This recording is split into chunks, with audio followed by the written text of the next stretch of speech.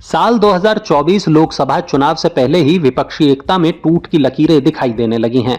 28 पार्टियों के इस गठबंधन की पहली परीक्षा 5 राज्यों में होने वाले विधानसभा चुनावों में ही होनी थी, लेकिन अब लगता है कि इस गठबंधन की पार्टियां अपने अपने हिस्से से किसी सहयोगी को कुछ भी देने को तैयार नहीं हैं।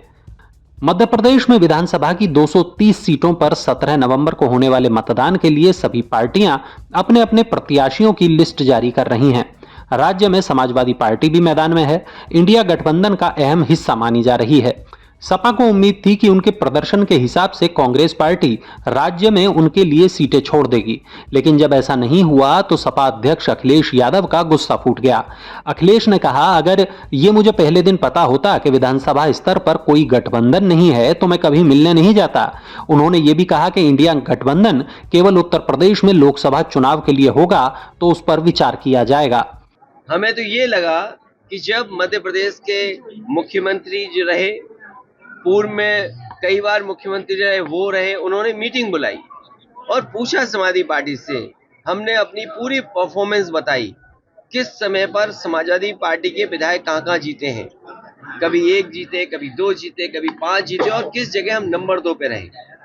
पूरी चर्चा हुई और रात भर 1 बजे तक समाजवादी पार्टी के नेताओं को जगाया उन्होंने और बातचीत की, पूरे आंकड़े देखे और आश्वासन दिया कि हम 6 सीटों पर विचार करेंगे।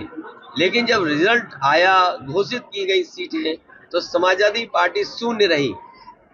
अगर ये मुझे पहले दिन पता होता कि विधानसभा स्तर पर कोई गठबंधन नहीं है इंडिया का, तो हम उसमें कभी मिलने नहीं जाती हमारी पार्टी के लोग, न अपनी हम सूची देते कांग्रेस के लोगों को, न कांग्रेस के लोगों का फोन उठाते।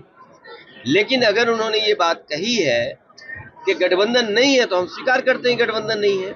और गठबंधन अगर केवल उत्तर प्रदेश में केंद्र के लिए होगा तो उस समय विचार किया जाएगा और जैसा व्यवहार होगा समाजवादी पार्टी के साथ वैसा ही व्यवहार उनको देखने को मिलेगा यहाँ पर। सर, उन्होंने कहा कि अखिलेश की नाराजगी से जुड़े सवाल पर यूपी कांग्रेस के अध्यक्ष अजय राय ने क्या कहा, ये भी सुन लीजिए।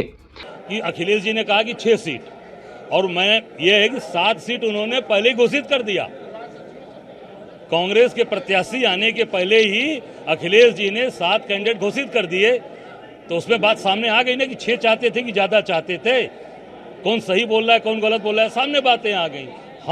हम इतना ही कहना चाहेंगे आदरणीय अखिलेश जी से और समाजवादी पार्टी के नेताओं से कि आप बड़ा मन करिए और जैसे हमने घोसी में बड़ा मन करके आपका समर्थन किया, आपको चुनाव जिताया, उसी प्रकार आप बड़ा मन करके मध्य प्रदेश में भी कांग्रेस पार्टी का समर्थन करिए और भारतीय जनता पार्टी को शिकस्त दीजिए, चुनाव हराइए। बता दें कि अजय राय ने कुछ दिन पहले अखिलेश यादव के उस बयान को भी खारिज किया था जिसमें उन्होंने कहा था कि यूपी में कांग्रेस लोकसभा की 20 सीटों पर चुनाव लड़ेगी, बाकी 60 सीटों पर सपा अपने प्रत्याशी उतारेगी। अजय राय ने कहा कि कांग्रेस पूरी 80 सीटों पर तैयारी कर रही है।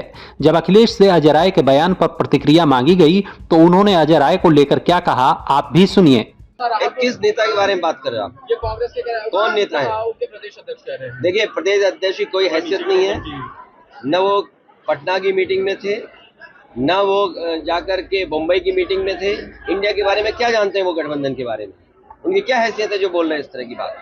मतलब साफ है, लोकसभा चुनाव 2024 से पहले ही इंडिया गठबंधन के 2 सबसे बड़े दलों के बीच विधानसभा चुनाव में ही तलवारें तन गई हैं। अब लोकसभा तक ये गठबंधन कैसे एकजुट रहता है और सीटों को लेकर क्या फैसला करता है, ये देखने वाली बात होगी।